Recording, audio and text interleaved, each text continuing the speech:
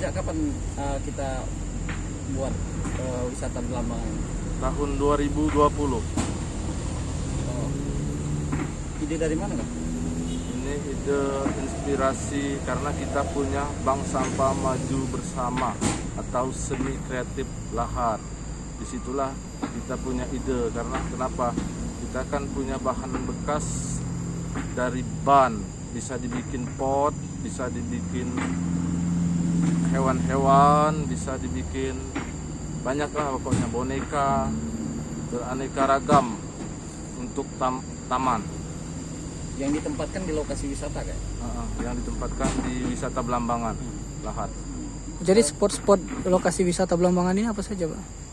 Banyak spotnya terutama alam. Sungai Lematang, perahu yang kita naiki sekarang, ada tangganya, ada Doraemon, motor, dan ada juga foto Pak Jokowi di sini. Biasanya pengunjung datang ke sini untuk foto-foto? Untuk foto-foto, makan-makan, liburan. Jadi rata-rata dalam sekarang ini berapa, Pak, pengunjung per hari? Kita pengunjung tidak tentu. Kadang-kadang kalau banyak rame, tapi kadang-kadang sepi. Karena kita wisata di Lahar ini banyak.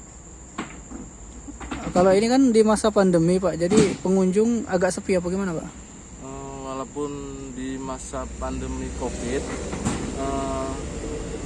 tidak masalah. Yang penting tetap patuhi peraturan protokol kesehatan.